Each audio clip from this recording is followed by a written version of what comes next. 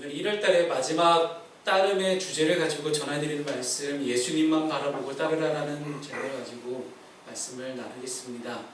이 말씀을 함께 나누시는 가운데 저와 여러분에게 우리 주님이 주시는 온전한 평강과 축복이 가득하시기를 주님의 이름으로 축원합니다. 히브리서 말씀을 보게 되면 믿음이 없으면 하나님을 기쁘시게 하지 못한다라고 말을 합니다. 그리고 예수님은 믿음 없음에 대해서도 우리에게 많은 책망을 하십니다. 믿음은 하나님 앞에서 우리의 마음가짐이다라고 보여질 수 있습니다. 그래서 어떤 마음을 품느냐에 따라 우리의 말과 행동이 달라질 수 있기 때문에 우리는 하나님을 향한 바른 믿음을 가지고 따라야만 합니다. 무엇인가에 우리가 관심을 가지게 되면 우리는 그 대상에 집중할 뿐 아니라 그로부터 영향을 받습니다. 그래서 지금 서울여대 교수로 이제 재직 중인 장경철 교수는 그의 책 믿는다는 것의 행복이라는 책에서 이렇게 말을 합니다. 상대방이 아무리 좋은 것을 주더라도 믿음이 없으면 그것은 내 소유가 될 수 없다. 지금 이스라엘은 부족하지만 믿음을 가지고 하나님이 인도하시는 대로 가나안 땅에 들어가기 위해 광야를 지나고 있습니다.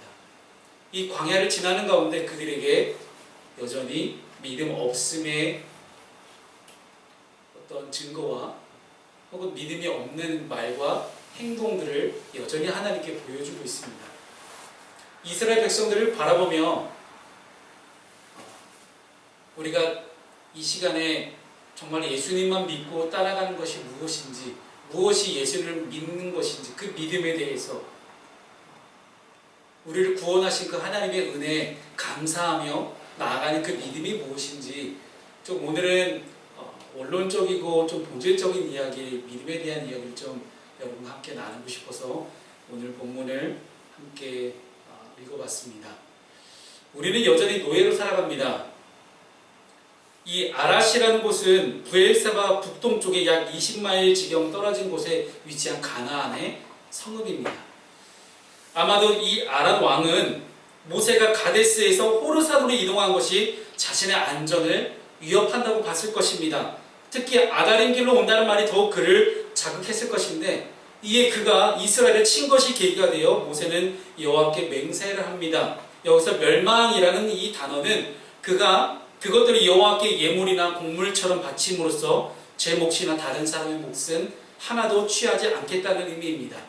즉 모세는 이 전쟁을 통해서 단 하나도 자신의 것으로 취할 생각이 없이 온전히 모든 것들을 하나님께 바치고 하나님께 영광을 돌릴 생각을 하고 있었습니다.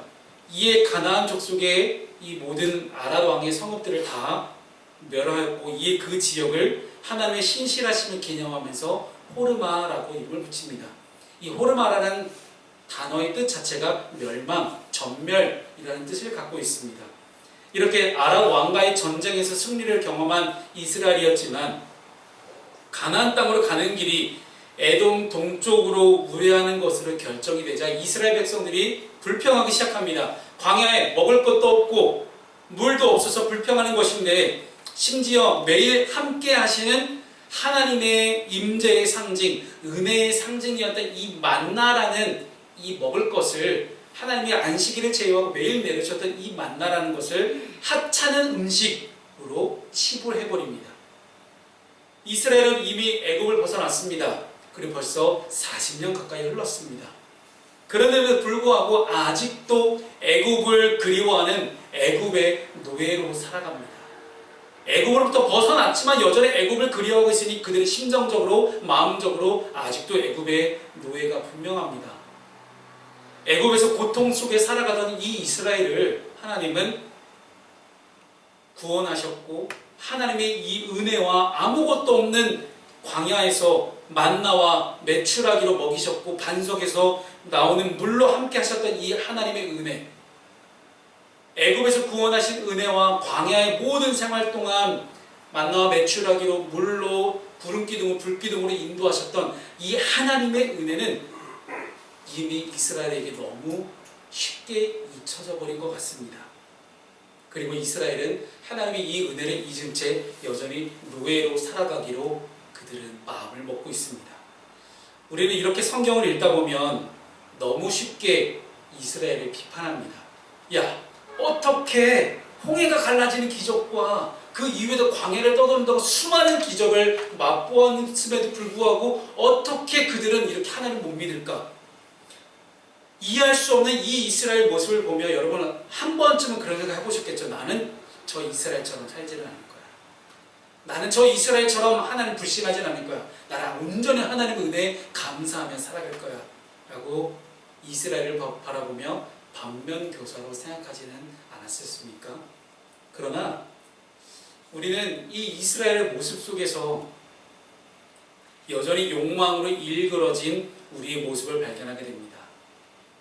이스라엘 백성들이 하나님을 잊어버린 이유는 그들이 풍족했기 때문입니다. 아랍과의 전쟁에서 승리하고 그리고 매일 만나와 매출하고 공급하심을 받은 그들에게 적어도 부족함은 없어 보였습니다. 그런데 우리는 마이너스를 회복하게 하신 하나님이 잊어버린 채 거기서 플러스의 은혜를 구하기 시작합니다. 많이 벌고 채우고 많이 쌓는 것이 잘못이라고 저는 말씀드리는 게 아닙니다. 주신 것에 대한 감사를 잊어버리고 주신 분에 대한 은혜를 잊어버리고 나를 위해서, 나 한 명을 위해서 쌓기 시작하는 것을 우리는 죄다라고 이야기합니다. 하나님은 에덴 동산에서 아담과 하와에게 너무나 많은 것들을 주셨습니다. 그런데 단 하나, 선악을 알게 하는 나무의 열매에 대해서는 하나님과 피조물의 완벽한 차이를 만들어 주셨습니다. 그런데 아담과 하와는 주신 것에 대한 감사는 잊어버린 채 단 하나의 금지된 욕망을 위해 아담과 하와는 넘지 말아야 될 선을 넘어버렸습니다. 자기 자신을 위해 더 많이 쌓고 채우는 욕망이 있고 이 욕구가 채워지지 않을 때는 엄청난 유혹과 시험에 빠지는 이 인간의 모습, 이 모습은 과연 우리의 모습과 얼마나 닮아 있습니까?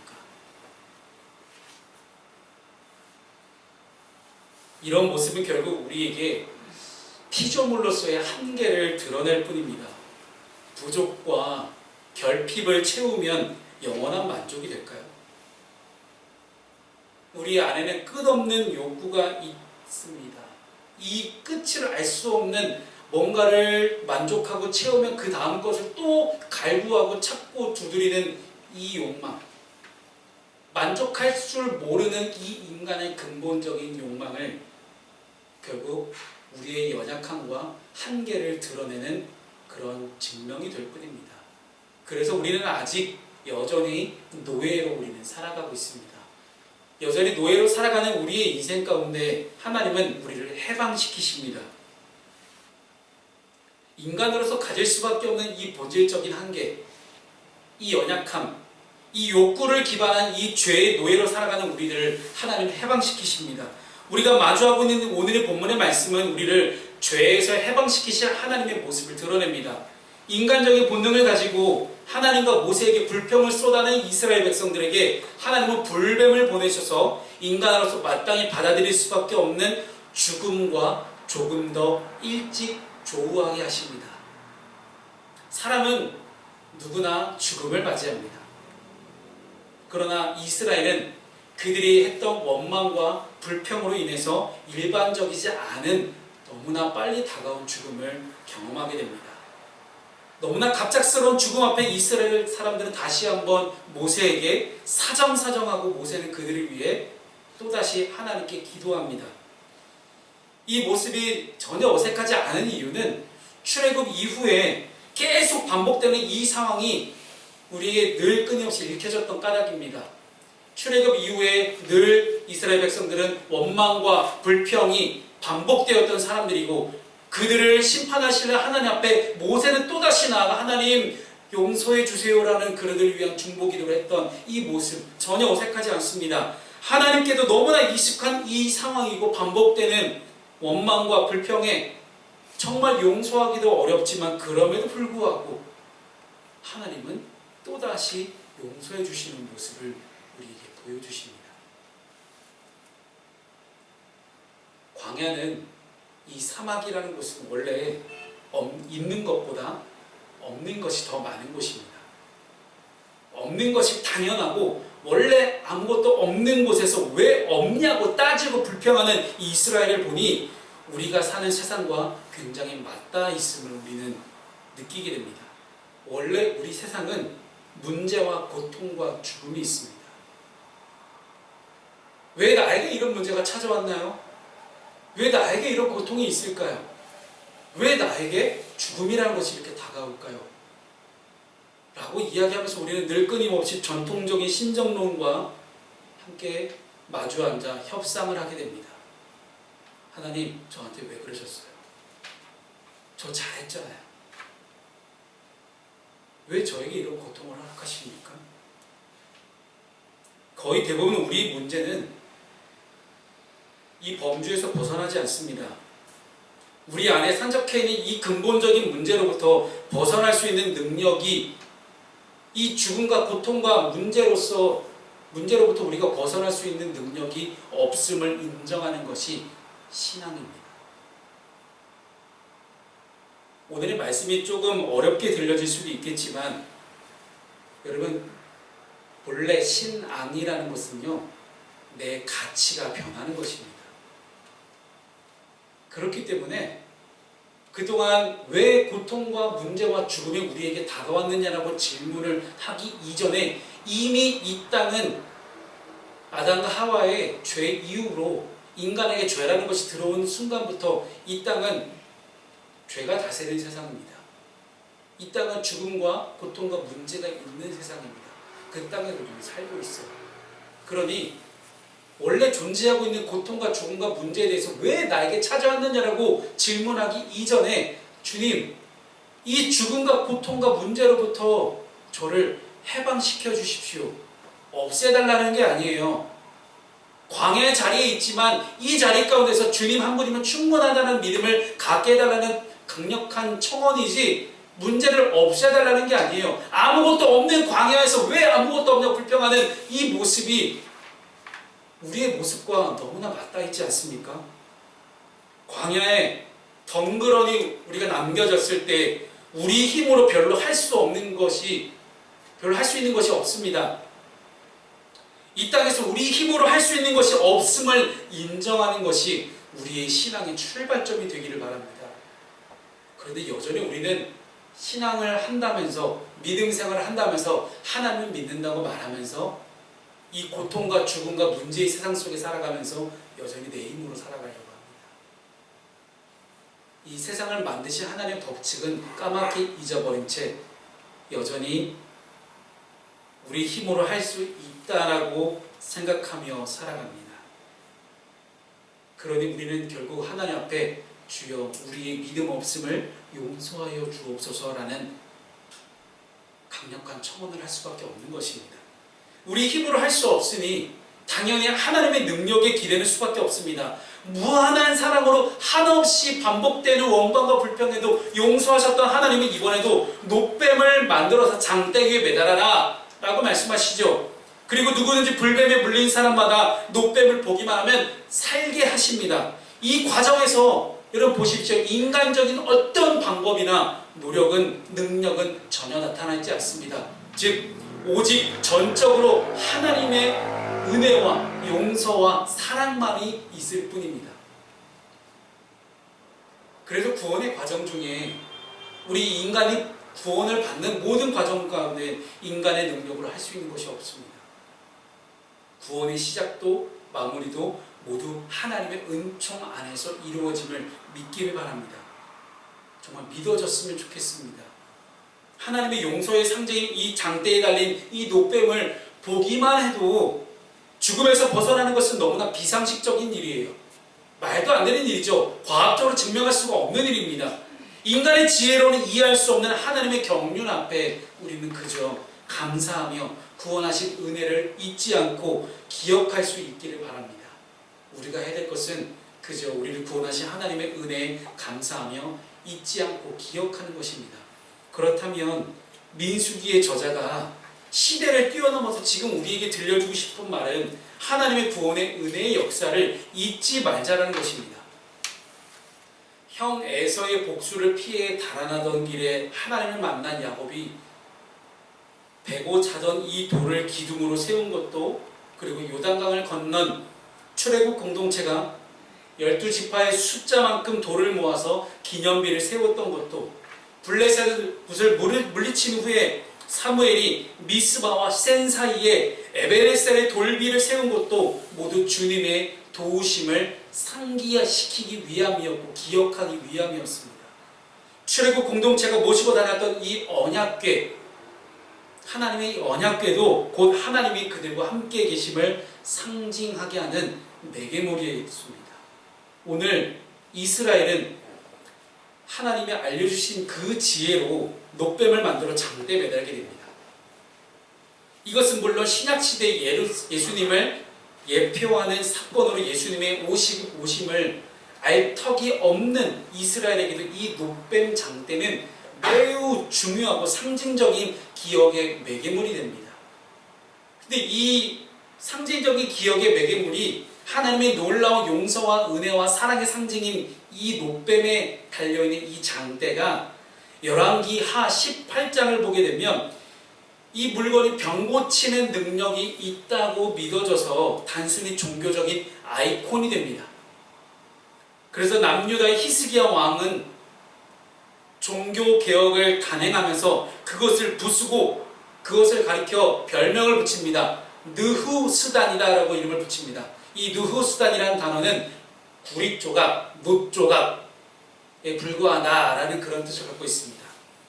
어떻게 이 놋뱀이 출애굽 공동체가 있었던 그 광야의 그 시기부터 히스기야 왕까지 거의 2000년에 가까운 세월 동안 이스라엘 사이에 살아남았을 수 있었는가는 성경은 기록하고 있지 않았습니다. 그만큼 알게 모르게 사람들 사이에서 헛된 미신으로 얼렁뚱땅 남아 있었던 것은 아닐까 생각을 해봅니다.